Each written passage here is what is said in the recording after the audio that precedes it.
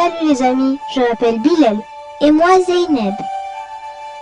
Chers amis, moi et Zeynep allons vous parler de la plus belle et la plus chère personne qui soit, notre prophète Mohammed bien-aimé. C'est le seul prophète qui a été envoyé par Dieu à toute l'humanité. On l'aime avec une rare intensité, et il est un excellent exemple à suivre. Il était un enfant lui aussi, mais différent de ceux avec qui il jouait. Il était un enfant juste et loyal que tout le monde aimait et appréciait. Maintenant, on va parler de sa jeunesse et de quelques souvenirs rattachés à son enfance bénie.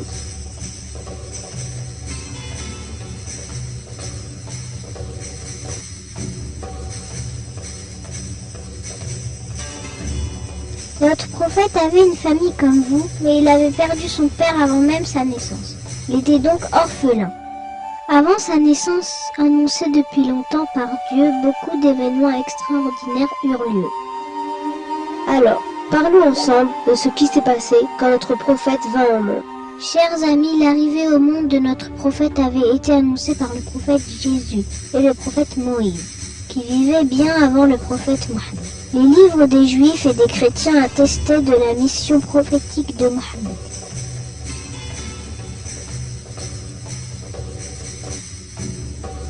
Les Juifs s'attendaient à un prophète issu des leurs. La nuit où notre prophète est né, les Juifs virent apparaître une nouvelle étoile dans le ciel. Une étoile qu'ils n'avaient jamais vue auparavant. Ils avaient compris que c'était l'étoile du prophète nouveau-né. Ils criaient sans cesse « Cette nuit, l'étoile d'Ahmed est née !»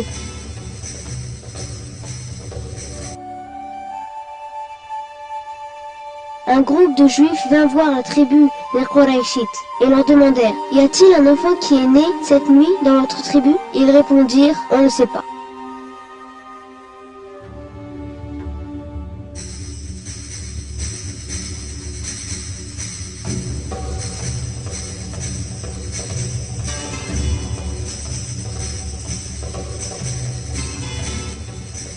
Chers amis, durant ces années, les gens adoraient les idoles qu'ils fabriquaient de bois et de pierre. La Kaaba, qui avait été fondée par le prophète Ibrahim pour devenir la maison d'Allah sur terre, était pleine d'idoles à l'intérieur. Il y en avait 360.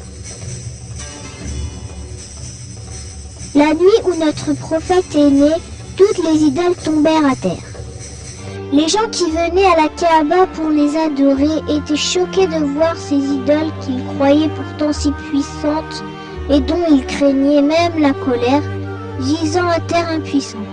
Mais ils n'avaient pas renoncé à leur tort, et ils avaient persisté à adorer les idoles.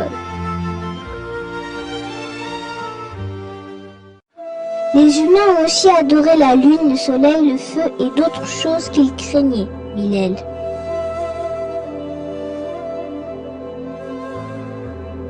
Oui Zeynep, il faut savoir pourtant que c'est Dieu qui a créé toutes ces choses. Il nous donne ce que l'on veut, mais les humains se courbent devant les pierres au lieu d'implorer l'aide d'Allah. Comme tu l'as dit, ils ont même adoré le soleil et la lune, alors qu'Allah, s'il le veut, pourrait faire perdre au soleil sa chaleur et à la lune sa lumière. Alors pour remettre les gens sur le droit chemin, notre prophète vint au monde.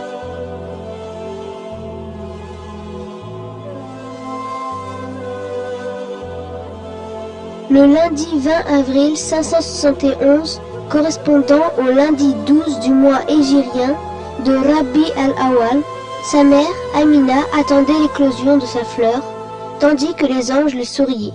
Tous les humains attendaient le prophète.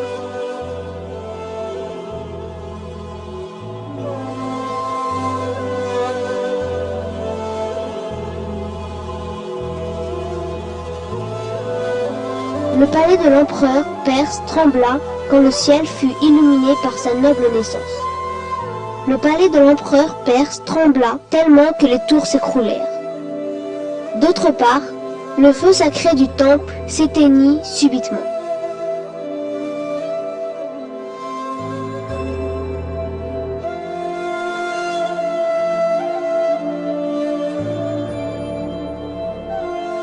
Le sauveur de l'humanité était venu montrer la vérité. Sa mère le prénomma Mohammed, à la suite d'un rêve qu'elle avait eu avant sa naissance. Prénom qui veut dire loué sur la terre et au ciel. un messager qui aime beaucoup les gens et qui est aimé d'eux.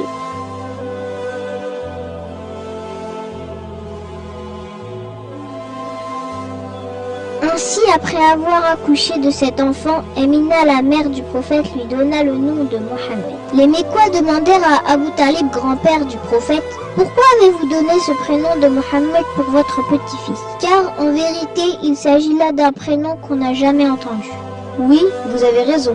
Mohammed veut dire « loué sur terre et au ciel ». Ainsi, les gens le loueront sur terre et les anges dans le ciel, répondit-il.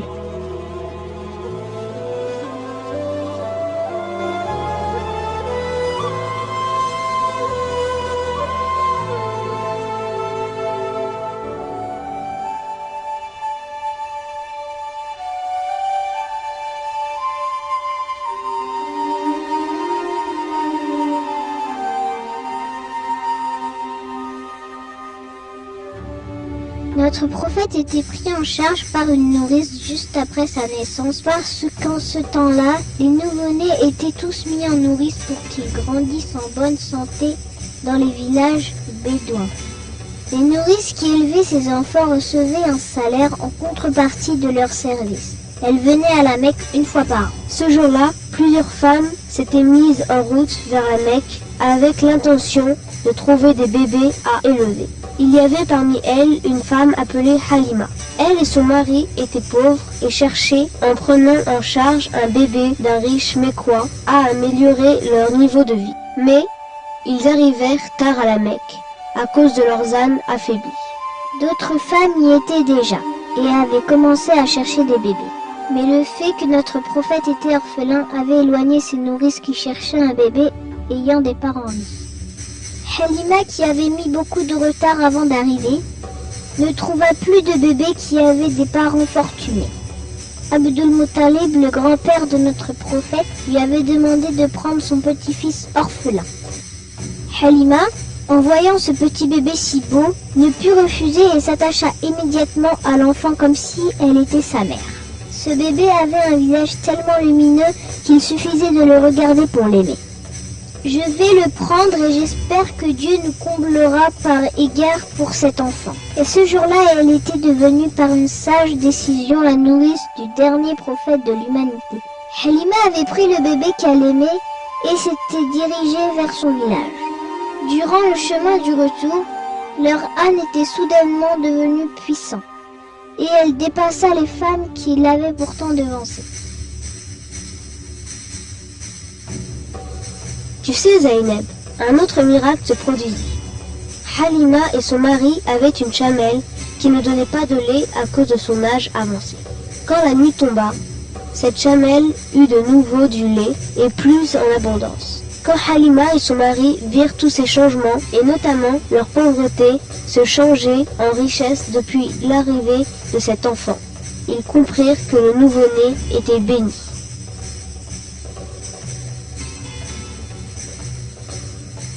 Oui, tu as raison, Bilal.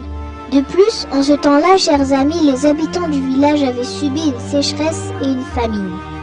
Ce qui veut dire qu'ils n'avaient pas plu depuis longtemps et qu'il n'y avait pas assez de nourriture. Mais dès l'arrivée du prophète, la pluie commença à tomber, les arbres à pousser, les animaux faibles devinrent puissants et les chèvres de Halima donnèrent naissance à des petits. Notre cher prophète apporta à la maison de Halima richesse, paix et joie. Elle et son mari l'aimaient énormément. Halima s'attachait beaucoup à ce petit bébé et l'avait considéré comme un cadeau d'Allah. Elle le traitait avec tendresse comme s'il était son propre bébé. De jour en jour, elle s'attachait à lui de plus en plus fort. Elle l'emmenait de temps en temps à la Mecque voir sa mère, puis il revenait au village. Notre cher prophète resta chez sa nourrice jusqu'à l'âge de 6 ans. Halima s'était tellement habituée à sa présence qu'il lui avait été difficile de le laisser partir. Comment laisser partir ce bébé qu'elle protégeait de tout le monde, qu'on aimait du premier regard et grâce à qui il vivait dans l'aisance? Pour se consoler, elle s'était promise d'aller le voir à la Mecque le plus souvent possible pour atténuer sa souffrance. Quand elle le prenait à la Mecque, elle se montrait inquiète et elle se disait « J'espère qu'il restera à mes côtés afin que je puisse le protéger du mal à la Mecque. » L'inquiétude de Halima n'était pas sans raison. En ce temps-là, la Mecque était un endroit dangereux. Mais Halima dut rendre l'enfant malgré tout. Habituée au calme et à la sérénité de leur village, elle n'était pas rassurée à l'idée de laisser le petit Mohammed, malgré la présence de sa mère. De plus, elle ne pouvait cacher un profond attachement à l'enfant. Et c'est avec le cœur brisé de chagrin qu'elle avait dû ramener l'enfant béni âgé de 6 ans chez sa mère à la Mecque.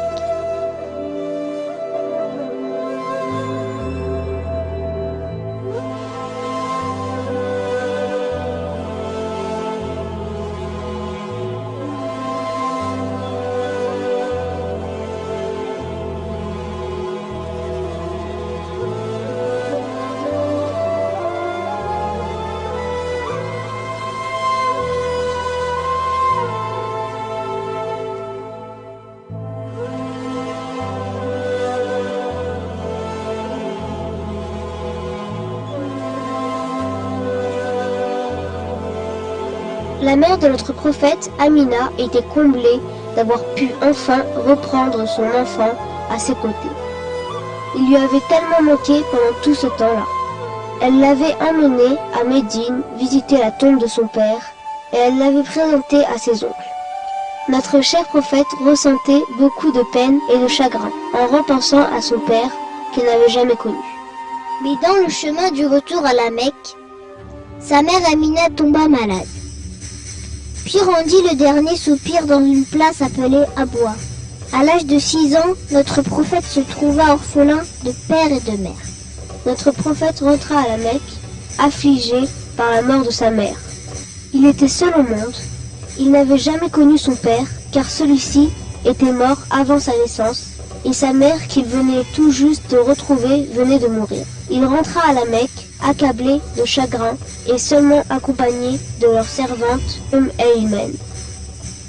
Mais le prophète, malgré ces épreuves très dures pour un enfant de 6 ans, gardait au fond de lui un courage et une foi inébranlables. Il était sous la protection de Dieu.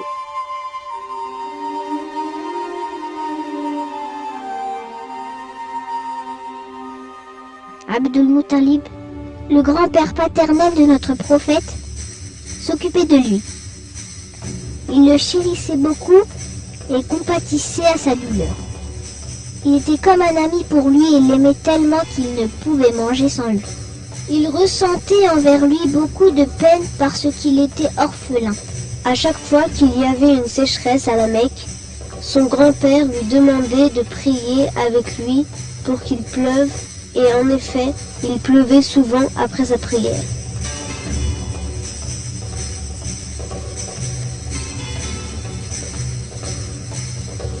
Mais quand Abdul Muttalib vieillit et s'affaiblit, il appela Abu Talib et lui confia son jeune petit-fils Mohammed. Après peu de temps, à l'âge de 8 ans, notre prophète perdit son grand-père aussi. Il a connu le malheur de perdre un proche 3 fois depuis sa naissance. Pour satisfaire la volonté de son grand-père, son oncle le prit en charge. Tout comme les personnes qui côtoyaient le jeune enfant, Abu Talib s'attacha à lui très vite. Il l'aimait beaucoup, et tout comme sa nourrice, Halima, il constata que sa maison était comblée de bienfaits et d'abondance depuis l'arrivée de son neveu Mohammed. Plusieurs années passèrent. Notre prophète devint un jeune homme qui n'avait jamais menti, qui était juste honnête et que tout le monde respectait. En raison de toutes ses qualités, les gens l'appelaient El-Amin, qui veut dire le digne de confiance. Quand les gens de sa tribu ne se mettaient pas d'accord sur quelque chose, il le consultait pour trancher sur qui il ferait le bon choix. Oui, il y a même un exemple célèbre illustrant cela. Lorsque les Mécois voulurent réparer la maison de Dieu, la Kaaba, ils s'opposèrent sur le choix de la tribu qui allait remettre la pierre sacrée à sa place. Ce différend allait mener à un conflit sanglant et la discussion semblait ne pas finir. Quand enfin le plus vieux d'entre eux dit alors: vous désignerez arbitre la première personne qui apparaît. Les regards se tournèrent vers l'horizon, et quand notre prophète apparut, tout le monde était content. Ils dirent: c'est l'arbitre. Le prophète leur demanda de ramener une couverture, et il y mit la pierre, puis demanda à chaque tribu de tenir un coin de la couverture. Ainsi, tout le monde participa à l'opération, et le problème se résolut sans effusion de sang. Les nombreuses qualités dont était doté ce jeune homme poussa Khadija, une riche veuve, à lui confier la gestion de son commerce caravanier. Le prophète avait fait preuve de honnêteté incomparable. Khadija, âgée de 40 ans, le demanda en mariage alors qu'il n'avait que 25 ans. Mohammed accepta et ils se marièrent. Le prophète était sidéré en voyant les gens persister à adorer les idoles. Répugnant à cette situation, il se rendait constamment à la grotte de Hira, méditer sur la création qui l'entourait. Il haïssait les idoles depuis qu'il était enfant. Pour lui, les gens étaient vraiment incompréhensibles et stupides pour adorer des idoles qu'ils fabriquaient de leurs propres mains. Ils opprimaient les faibles et les pauvres. Ils n'avaient aucun esprit de solidarité. Ils enterraient les petites filles vivantes. Ils étaient ainsi dans le plus grand égarement. C'est ici, dans cette grotte du mont Hira, que le prophète reçut la première révélation par l'intermédiaire d'un ange appelé Gabriel. Dieu l'envoya à toute l'humanité. La première personne qui croyait en lui était devenue musulmane était sa femme Khadija.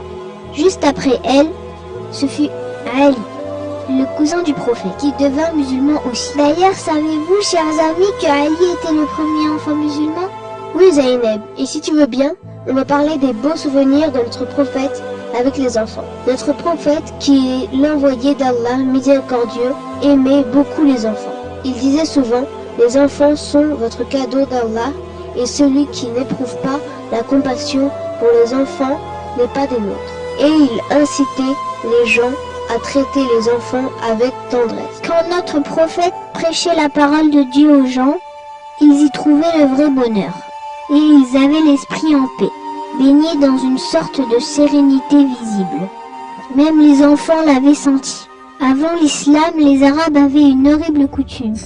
Ils enterraient leurs filles vivantes.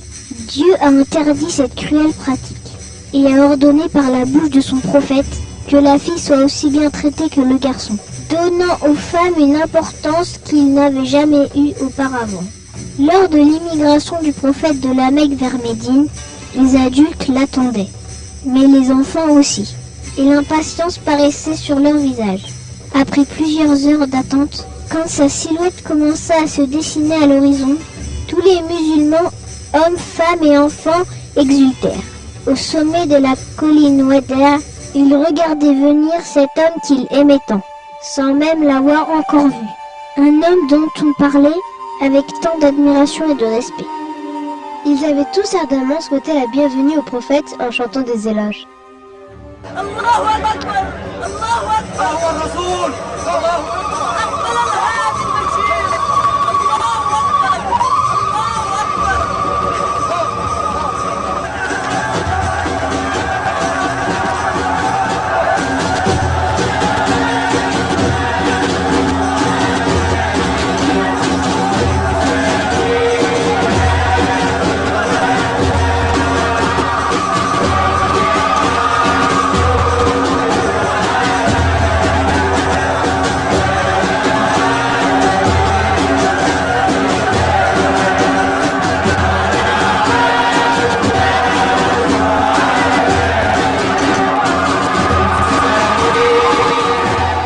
Notre prophète était vraiment ému au milieu d'un accueil aussi enthousiaste. Il se dirigea alors vers les enfants et leur dit: mais vous, les enfants, avaient attentivement répondu: oui, on vous aime énormément, ô messager d'Allah. Il dit: et Allah, c'est que je vous aime beaucoup. Les enfants étaient heureux et rassurés, parce qu'à chaque fois qu'ils voulaient contempler son visage resplendissant ou écouter ses douces paroles, ils le trouvaient toujours disponible et bienveillant. Notre prophète leur caressait la tête Il les saluait à chaque fois qu'il les voyait, et lorsqu'il n'en voyait pas un depuis quelques jours, il demandait de ses nouvelles. Il avait l'habitude de leur offrir des cadeaux, et il aimait plaisanter avec eux. Le prophète, lorsqu'un enfant était à ses côtés, l'invitait à manger, en louant Dieu pour les bienfaits dont il nous a comblés. L'un des enfants chanceux d'avoir eu l'honneur de rencontrer le prophète à un jeune âge était Anas. Quand il avait 10 ans, sa mère l'emmena chez le prophète et lui dit « Ô messager d'Allah, tout le monde vous a offert un cadeau. Sauf moi, je n'ai rien à vous donner, sinon mon enfant, Anas, qui sera à votre service. Veuillez accepter mon offre. » Notre prophète accepta son offre. Anas en était très content, parce qu'il n'y a pas un bonheur égal à celui qu'on trouve en servant cette sainte personne et en demeurant à ses côtés. Regardez comment Anas parle de son service. J'ai servi le prophète pendant 10 ans. À vrai dire, je ne faisais pas du bon travail. Mais malgré cela, le prophète ne m'a jamais demandé pourquoi j'ai fait ceci ou cela d'une telle manière. Et même lorsqu'une personne me criait dessus pour me reprocher mon travail, il me protégeait et lui répondait « Laissez-le, il n'a fait que ce que Dieu a voulu qu'il fasse ». Cette conduite extraordinaire n'est pas étonnante de la part de la personne la plus compatissante au monde. Je n'ai jamais rencontré quelqu'un qui sente aussi bon que le prophète. Et ses mains étaient plus douces qu'une étoffe de soie, disait-il aussi. Anas a un doux souvenir. Zaynab. Allons la raconter à nos amis. Un jour, le prophète envoya Anas lui accomplir une tâche. Étant un enfant, Anas refusa au fond de lui, mais ne put le dire au prophète, et s'est mis en route. Dans son chemin, il aperçut les enfants en train de jouer. Alors, il les rejoignit. Après un bon moment, le prophète le vit, il l'appela et lui demanda en souriant « Cher Anas, as-tu fait ce que je t'ai demandé ?» Anas répondit « Oui, j'y vais immédiatement. » Et il avait fait ce que lui demanda le prophète. Quand il rentra le soir à la maison, sa mère lui demanda « Pourquoi es-tu rentré aussi tard ?» Anas répondit « Notre prophète m'a attribué une tâche, mais je n'ai dit à personne ce que c'était. » Alors, sa mère lui dit « Tu as bien fait, ne révèle les secrets du prophète à personne. » Oui, chers amis, on doit être honnête et on ne doit révéler les secrets de nos parents à personne.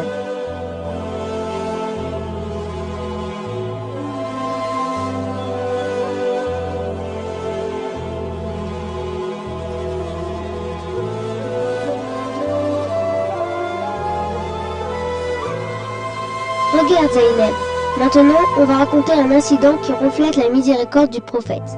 Notre prophète avait un voisin juif qui n'était pas encore devenu musulman. Un jour, il a su que le fils du voisin était malade.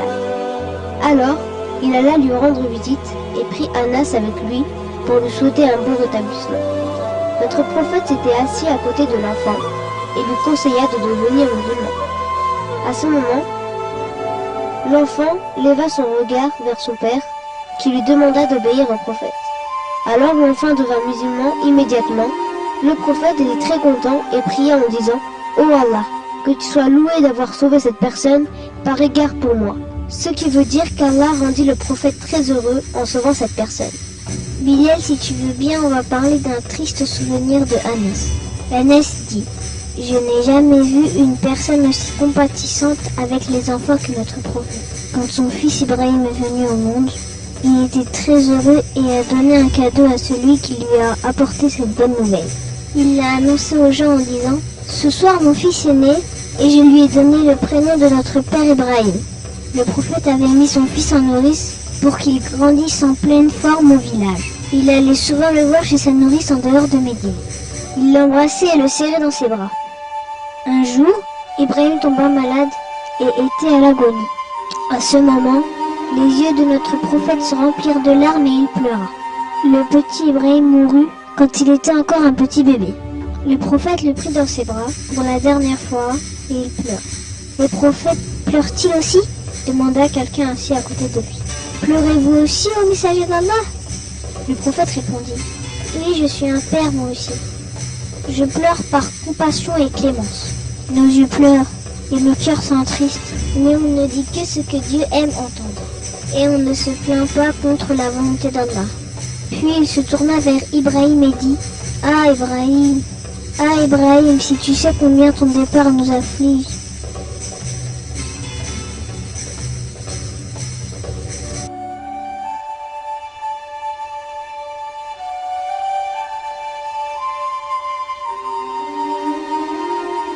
Cher ami, quelle compatissance et quelle miséricorde, n'est-ce pas? Et quelle magnifique leçon donne-t-il à l'ensemble de l'humanité?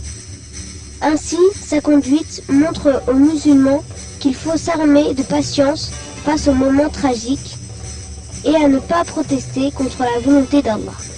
Chers amis, dans la croyance islamique, la mort n'est pas la fin de la personne, mais le commencement d'une vie éternelle. Après avoir franchi cette porte, les vertueux séjournent au paradis où les bienfaits sont magnifiques.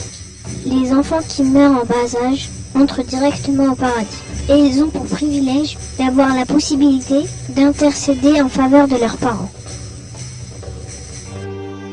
Bilal, notre prophète a-t-il laissé quelques conseils à Anas? Non? Si Zainab, voilà Anas qui nous en parle. Le premier conseil que le prophète m'a donné était « Cher enfant, ne révèle à personne le secret que tu gardes de moi. Cher enfant, accomplis ton ablution correctement pour que ta vie soit longue et que les anges te protègent. Cher enfant, purifie-toi rituellement tant que tu le pourras, parce que celui qui trépasse ainsi est considéré martyr. »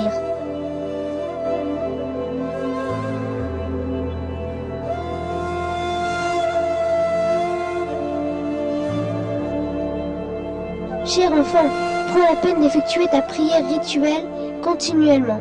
Si tu le fais, les anges prieront pour toi. Sois respectueux avec les vieux, musulmans et affectueux avec les jeunes.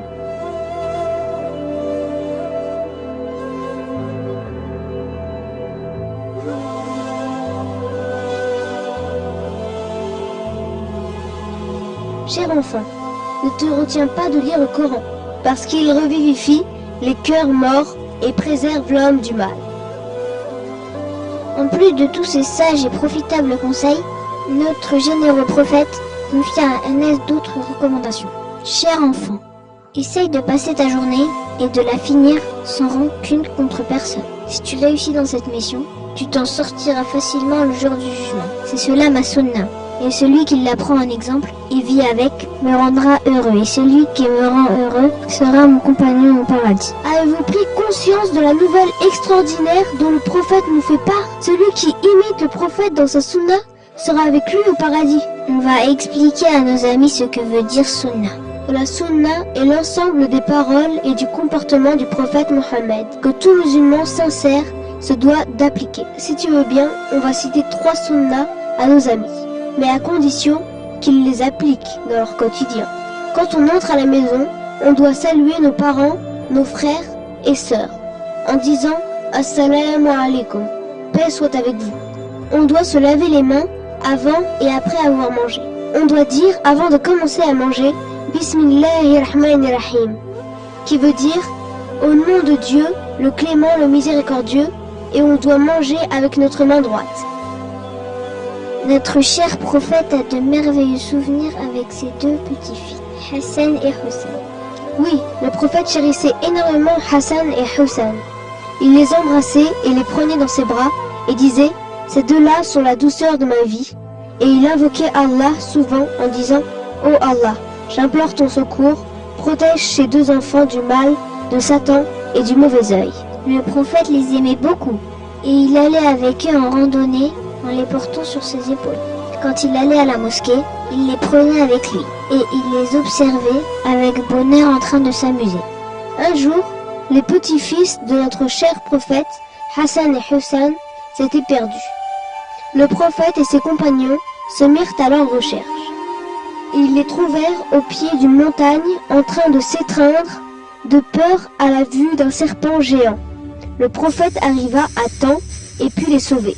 Puis, ils rentrèrent heureux et soulagés en remerciant Dieu de leur avoir sauvé la vie. Alors, si l'on veut éviter que ce genre d'incident arrive, il faut toujours demander à nos parents la permission d'aller ou non à un quelconque endroit.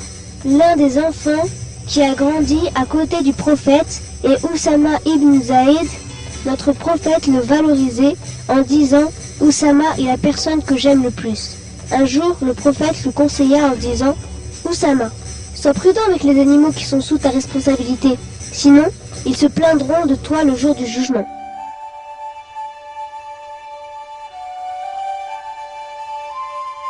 Chers amis, on doit être très prudent avec les animaux, surtout les animaux domestiques. On doit prendre soin d'eux et les nourrir, et surtout ne pas être cruel et les faire souffrir, comme aiment le faire les méchants enfants. Notre prophète a un beau souvenir avec un vilain enfant, prénommé Rafi, Zaynab. Un jour, quand les palmiers commencèrent à donner leurs fruits, Rafi jetait des pierres vers les branches, essayant de faire tomber quelques dattes. Le propriétaire de ces palmiers le vit, l'attrapa et l'emmena chez le prophète. Qu'avait fait Rafi en voyant le prophète? Il avait tellement honte que son visage rougit et il baissa la tête. Et notre prophète, qu'a-t-il fait? Quand le prophète le vit, il lui sourit et lui caressa la tête. Puis il demanda « Cher enfant, pourquoi jetais-tu des pierres sur les palmiers de cet homme ?» Rafi répondit honteux « J'avais très faim, je voulais manger. » Le prophète lui dit de sa tendre et douce voix « Ne jette pas de pierres sur les palmiers, cher enfant. Mais si tu veux, tu peux prendre les dattes tombées sur terre, avec la permission de leur propriétaire. » Et il le laissa partir, puis invoqua Allah en disant « Oh Allah, nourris cet enfant. » Je crois que Rafi s'est senti vraiment soulagé. Oui, cher ami, on ne doit pas prendre les choses qui ne nous appartiennent pas sans la permission de leur propriétaire, pour éviter de tomber dans des situations aussi embarrassantes. Chers amis, les jours où les enfants sont plus heureux que jamais sont les jours des 2 fêtes religieuses. Exact? Oui, je me sens tellement exaltée la veille de la fête que je ne peux fermer l'œil de la nuit. Je vais au lit tout en tenant mes vêtements neufs dans ma main. Il y a un incident heureux entre le prophète et une petite fille dans un jour de fête, n'est-ce pas Bilal? Si Zaynab, dans un beau jour de fête, le prophète marchait dans les rues de Médine. Tout le monde était comblé de joie. Le bonheur se lisait sur leur visage. Quand les enfants couraient de joie, montrant leurs beaux habits fièrement, le prophète aperçut une petite fille, ayant un air triste assise dans un coin. Ses vêtements étaient rapiécés, et ses chaussures usées. Elle pleurait en cachant son visage derrière ses mains.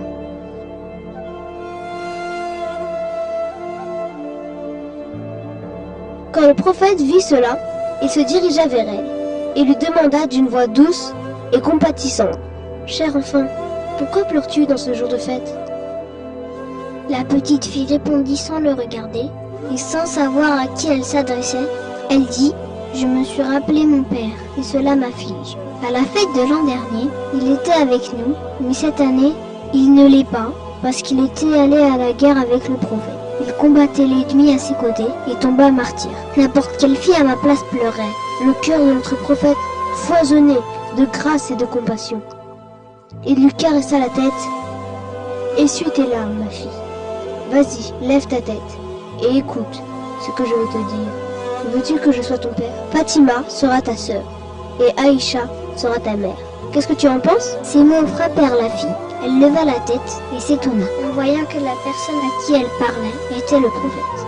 Alors elle accepta sa proposition sans hésitation. La fille accompagna le prophète à sa maison, en lui tenant sa main sainte. La famille du prophète l'aima beaucoup. On l'avait débarbouillé le visage, lui avait donné des vêtements tout neufs, lui avait donné à manger. Puis elle était sortie jouer comblée de joie. Elle était tellement heureuse que ses amis lui demandaient « Qu'est-ce qui t'est arrivé ? Pourquoi es-tu si heureuse ?» La petite fille répondit « J'ai un père maintenant, et il est si gentil. J'ai une mère Aïcha et une sœur Fatima, qui me peignent les cheveux, et me donnent des vêtements neufs. Voilà, c'est pour cela que je suis aussi heureuse. J'en suis très contente. » Notre prophète laissa à son peuple le conseil suivant. Ceux qui vêtent des enfants et les embellissent, Allah fera pareil avec eux le jour du jugement. Sont nombreux les cœurs que le prophète avait comblés de bonheur. Notre cher prophète conseilla Hassan en disant « Hassan, effectue ta prière rituelle 5 fois par jour sans retarder. Abandonne tout ce qui est douteux au profit de ce qui ne l'est pas. La vérité apporte la paix au cœur et le mensonge lui apporte le doute. »